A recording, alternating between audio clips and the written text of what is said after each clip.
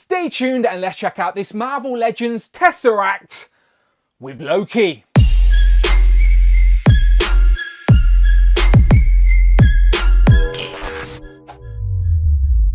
Pow, and welcome back to the channel, Dan Who Reviews. As always, my name is Dan W. Make sure you are following me on Instagram at It's Dan Who. And remember, you can now hit that join button and become a channel member as well. Either show some love or join the members club. Much appreciated. Today, we are taking a look at the Marvel Legends Tesseract with Loki. Now, when it comes to collectibles, I'm not really into the Marvel Legends roleplay items. However, I do think the Tesseract is a nice display piece all the same.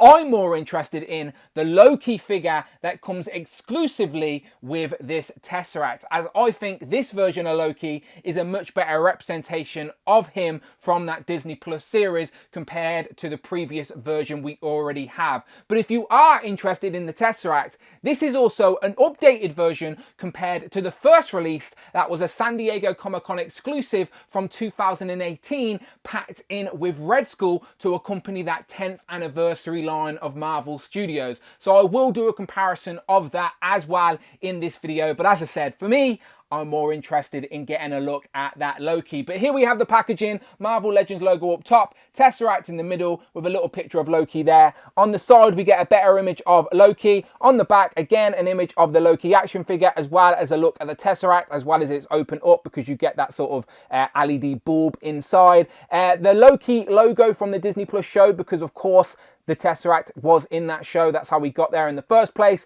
No write-up, it just says Tesseract, electronic roleplay accessory and Loki figure. So that is everything there. No plastic on this packaging at all.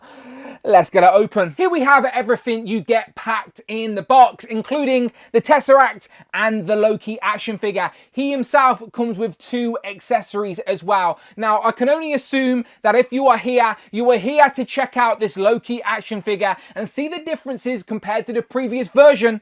So let's waste no time. Here we have a side-by-side of both of our Lokis. And yes, this new one is mainly the previous Loki without wearing the TVA jacket. But I do think it is a better representation of Loki from that particular Disney Plus series. There's also more differences, but it's mainly in the deco. Granted, it's 90% reuse with a few tweaks, but those tweaks, as I said, make it the preferred Loki, at least for me. Now, of course, he's not wearing the jacket. I can only assume he's got the same rolled up sleeves that we've got before with J. Jonah Jameson and the claw. Also the trousers and the shoes are a different colour.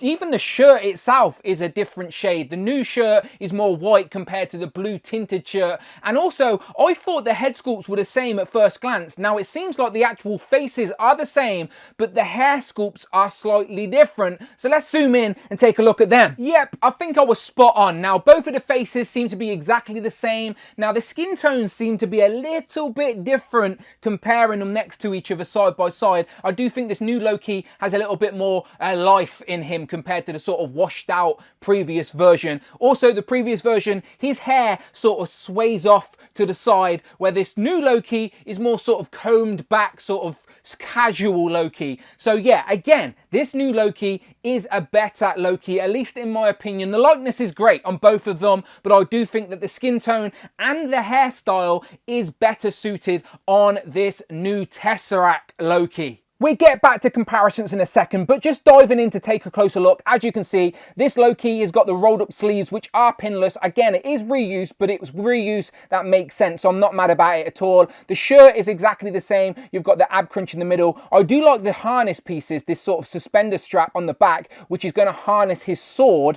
or dagger, whatever you want to call it, and I will show you that in a minute. But yeah, that has a nice holster effect for the dagger, but it also creates a nice silhouette from the front as well. And again, the sort of more casual hairstyle of Loki, much more fitting for the character. Now the trousers and the shoes are exactly the same, they're just a different colour. Now if I bring the previous Loki back in, you can see what I mean in regards to the shirt tone, and also the trousers are a different colour, and also the previous one had black shoes where the new one has brown shoes. Now I don't know which one is more accurate to the show, I'd have to go back and watch it, but just to my mind's eye of Disney Plus Loki, my mind definitely gravitates towards this new Tesseract version, even though the previous version is still pretty good. good. Tesseract Loki also comes with 2 accessories that did not come with the previous version. So first up, we've got the Dagger that is in this series, of course. It's got a nice brown handle and then like a dirty sort of beaten up gold throughout the actual blade. So it has got some nice deco on it as well. And then this effect piece will essentially wrap around the blade to give it that sort of mystical fire on flaming effect, which will be nice for a more dynamic display. But if you take that off, you can harness this in the back of Loki. As I said, there's that harness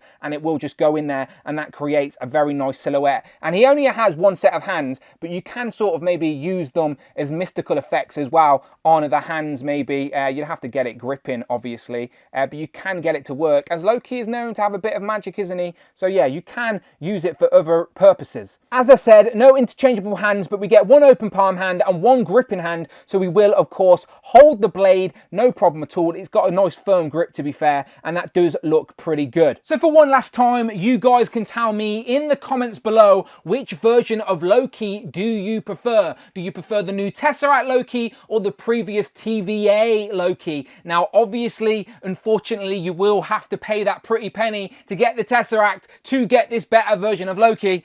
But that's how they get you. And here we have Loki compared to a couple of other MCU Lokis, and it is pretty fun to see Tom Hiddleston play this character and see that development throughout the years. And now we're on to a 2nd season of Loki, I assume, next year. But this new one in the middle is definitely the better sort of representation of Tom Hiddleston. That likeness is definitely the best. However, when I think Loki, I do prefer him in his more Asgardian gear. As this is my favourite head sculpt, I did want to try it real quickly on this sort of Ragnarok Infinity War body. And as you can see, it sits too high on the neck, the skin tones don't match, and the head's a little bit too small for the body. And taking it way back, trying a head swap on this original Avengers Loki. And this body is really old. This was like a Walmart exclusive back in the day. And as you can see, the head pops on there, but he sort of has no neck syndrome now as well. But it is definitely the best likeness of Tom Hiddleston. But I don't think this one works. Maybe. And no, the helmet doesn't fit, of course. And I'm sure you'll agree with me, this was the comparison I was most curious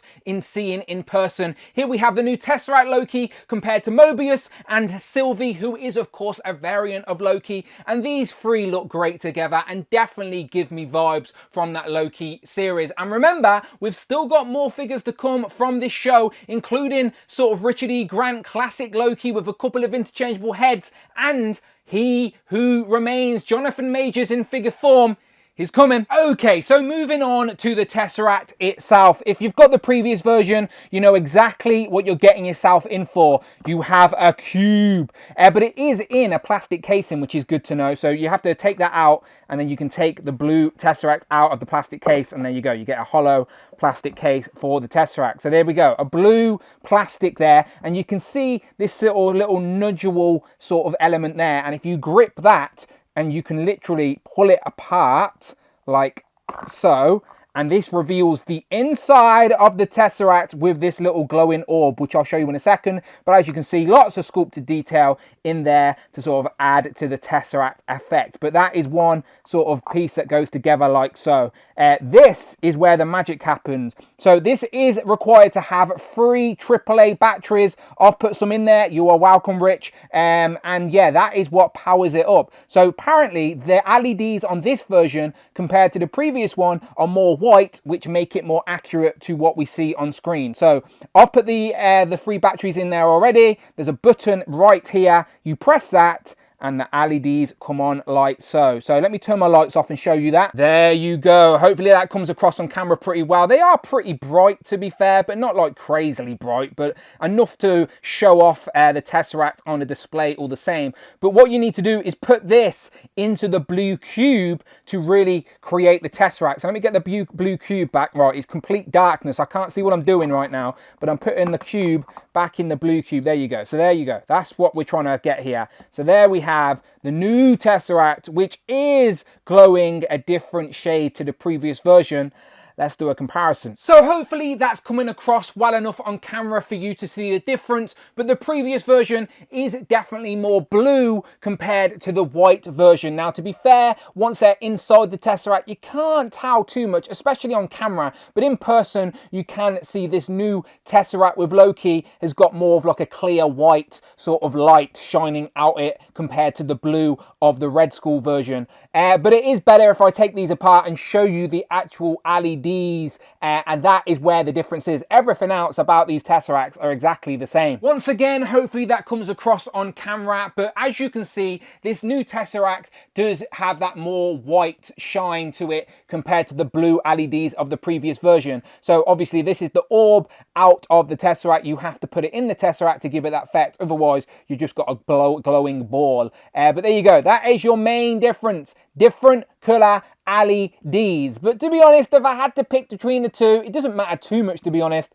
but I would pick the white LEDs. It does look more screen accurate. This is just a second chance for people to get hold of the Tesseract if you like collecting those roleplay items. The previous version was a San Diego Comic-Con exclusive back in 2018. That was over 6 years ago, so it's fair game for them to re-release this, and another opportunity to get Loki out there as well. So yeah, it doesn't come with batteries though. And just to prove my point, when the LED lights are switched off, you genuinely cannot tell these Tesseracts apart. They are exactly the same. It is all about the LED light. And I'm not getting out of here without doing this. Here we have Loki the Tesseract compared to Frogman, White Rabbit and Tigra. And last but never least, here we have Loki compared to Captain Britain and Hal Fire Hank.